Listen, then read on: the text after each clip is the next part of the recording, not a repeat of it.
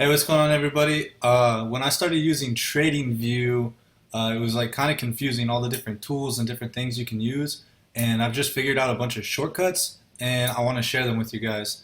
So, first one is going to be text templates. So let's grab a line, horizontal line right here. Let's say you were gonna, for whatever reason, this was going to be like a weekly resistance level. So you can actually type on here. So let's just type in weekly, and I want it to be on the left side, on the bottom of the line, black text, black line, and everything's good right there. But what I also want to do, we got to hit show text. So now see how it popped up over there, but I want to save this as a template. So now I'm going to call this my weekly. So every time you use the horizontal line tool, it's going to save the last thing you did. So if I just click here, it's going to throw the weekly because it's going to do the exact same thing that I had just done. However, let's just say this one happens to be a monthly key level. Now we're going to put it on the right, bottom still the same, and we're going to save this template as the monthly. Perfect. Alright, so now you can see it's over here on the right and the weekly is over here on the left. Now let's just say I happen to be typing in another weekly. This helps out a lot when you're like setting up your key levels all at once. So it defaulted, of course, to the monthly over here, but we're going to double click on it. And instead of having to fix all this stuff, we just go to template, we click on weekly, and bam, now it's over here on this side on the weekly. So that's just a quick shortcut you can use over time. So if you label your lines a specific way, you can save a template, and it makes it a lot faster in order to do that. Now let's say you wanted to zoom in on an area because you're looking here. Let's just say we want to look right in this area. Instead of like zooming in and out with your keyboard or your mouse, you can grab this zoom tool, and let's just say I just want to look at this area. I can grab this area right here, let go, and it zooms into the exact size of the screen, and you can see a lot more detail. And then you can just, if you need to zoom back out, you just click zoom out and you're back to where it was. So if you grab it in a horizontal, like a rectangular fashion, it works out better because it's proportionally going to zoom in according to like the size of your screen. Alright, so that's number 2. Alright, so say you're drawing a zone. This can be number 3. Say we're going to draw a zone, and we're going to draw it right here. And I had just originally drawn it to here, but it never came back up in the market, and I don't want to mess up my precision, so I'm just going to double click on it, go to coordinates, and then I can extend this bar. So let's say I move this from 239 to 300, and each bar is each candle. Hit enter, and now it extended it out, and you could put 1,000 and then just let this thing run as long as you need to. So that's another one. Alright, so now one more thing with the horizontal line. Like let's say this weekly, right here, we just double click on it. Say I want it to be at an exact price point, you can just come here and you can type it in. So say I want this to be 1.32200, and I hit OK, and bam, it shot it right up here to 1.32200. So if you're trying to get that exact point with a line, you can just type it in too if you're having difficulty placing it. Alright, so now that you got your charts all done, another really good thing to do to be able to go back, especially if you placed a trade, even if you didn't, if you were just trying to like look for setups, is mark it, mark your setup, mark your entry, mark everything, and then come down here to this camera looking icon, click it, and then you click save image, and now it has a screenshot of your chart. So if you right click, you can hit save image as, and you can save this in a folder. So you can pick, depending on which pair you have, make a folder for that pair and date it, and then maybe even write a detail on there as to like why you entered. That way you can review at the end of the week if you lost a trade, or even if you won a trade, because you gotta, what happened after.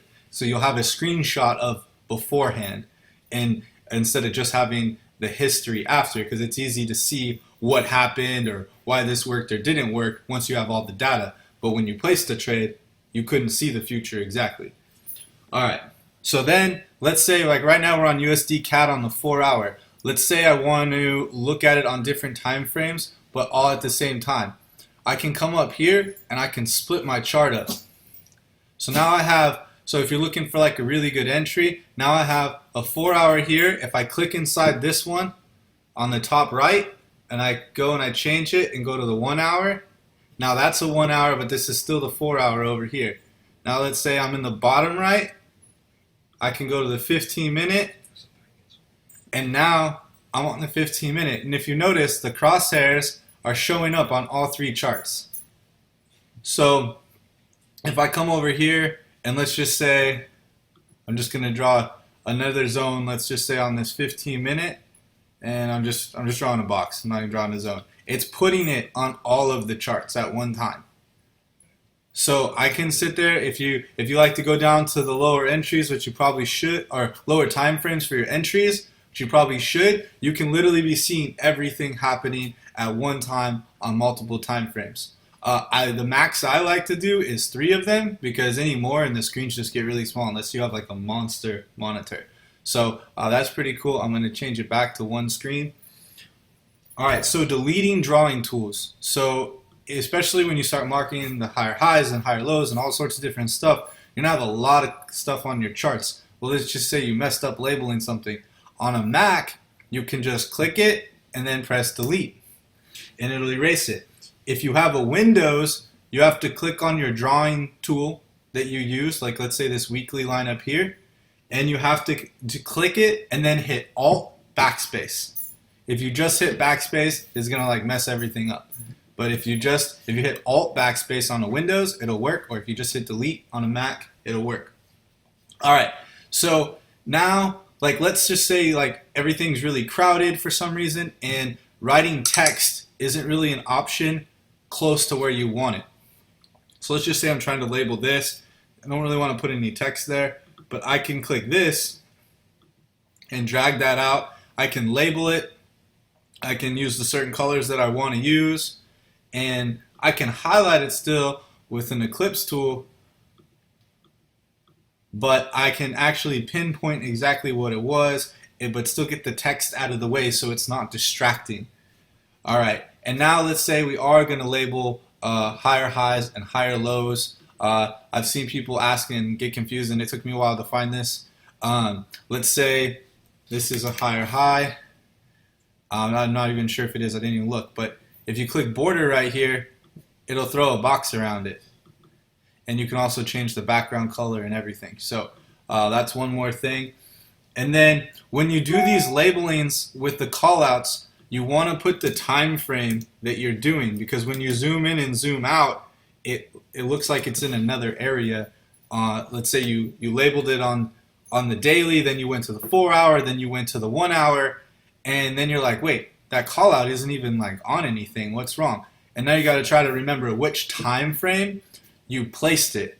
So if you label it, like right here, it says 4 hours, so I know if I go back to the 4-hour, it's going to look and be in the right spot. And then a quick little thing I realized yesterday is on an uptrend for the higher highs and the higher lows, the H is on the left side. When you're in a downtrend, the L is on the left side. So let me just explain what I mean real quick, because I know that's kind of confusing. So let's just say right here, this is going to be a high or low. So, and this is on the up. Now let's say we're on the down. This be a lower low. And right here would be a lower high. This point right here. So H's are on the left on the up trend, and L's are on the left on the downtrend, just because I know when I'm labeling mine, sometimes they get confused, and that's just a little shortcut I used for that. But anyway, that's all I have. I know TradingView can be kind of crazy when you first start using it, and I just wanted to share these tools with you guys that helped me a lot, and I hope you liked the video.